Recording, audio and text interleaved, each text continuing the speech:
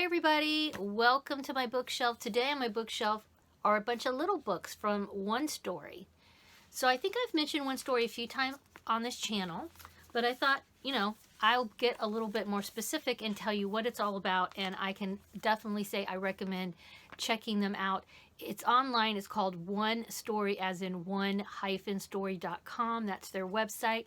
And this is a literary journal that also offers writing classes. So I have taken quite a few writing classes from them over the years. The classes are online, self-paced for the most part.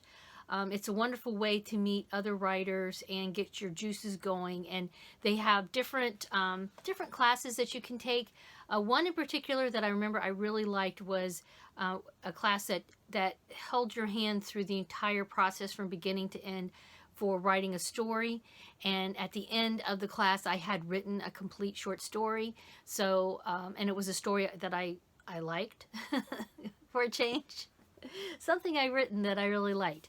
So they also have things like, just, what do you call it? Like inspirational classes or lots of activities. Whenever I've taken a class with them, there's a lot of different ways that they get you started writing, and it's a wonderful way to meet other people. The classes are usually quite robust, as in there's a lot going on. So that was the only thing I would say. If you're going to take a class and you want to get a lot out of it, expect to spend quite a bit of time. The classes run anywhere from 3 or 4 days up to a week typically, and the more time you put into it, the more you get out of it, because typically you're reading the work of other writers and critiquing their work, and then they're reading your work and critiquing your work from them. Yeah, so it's like a back and forth peer review. There's quite a bit of that, and obviously the more you are participating, the more you're going to get back from other people, helping you out. And then you get to meet a lot of wonderful people from all over the world. I'm trying to think of, I would say most of the classes I've taken with them, there's a good couple hundred people in there. And there are people with all different levels, from people with, no degrees at all to people with master's degrees, MFAs, everything. So yeah, definitely if you're into writing, check that out. If you're just into reading though, these little stories are really cool. I like them because the fact that it's a hard copy, it's small. I can just pop this into my my purse or my tote bag or something like that, and I always have a little something to read, and I don't have to be constantly trying to read on my phone.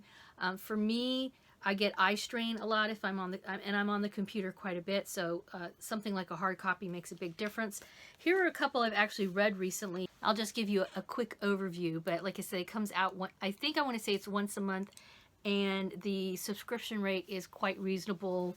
I think it's under $20. So this one I read recently, Mall of America, by Suzanne Wong, and it's actually it's kind of dark, like a dark humor story to me.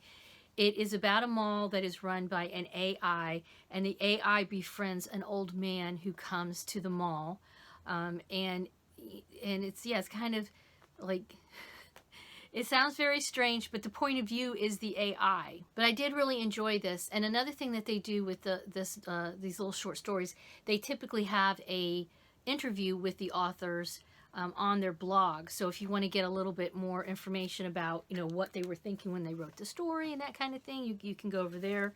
Another story, How to Be a Couple's Third by Michael Colbert. This one, I read it. I'm sure I'm missing something, but yes, it's the main character really strikes me as a very lonely person. So it was kind of, it touched me in that way, that I felt really bad for this man who's trying to find love. So unusual. And speaking of unusual, I just finished this one by Nick Anstett, The Exorcister.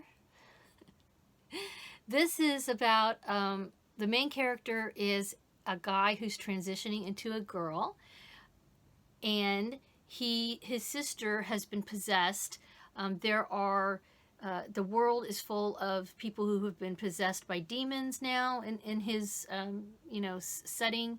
And so he talks about trying to help his sister, but at the same time, he's been jealous of her all these years growing up because, of course, she's a woman. She was born that way. He wanted to be that, you know, et cetera, et cetera. So, yeah, really very, very different, different story. And I would say most of the stories tend to kind of be like that.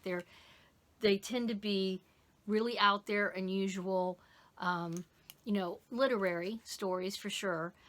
But, you know, sometimes I like them. Sometimes I'm like, you know.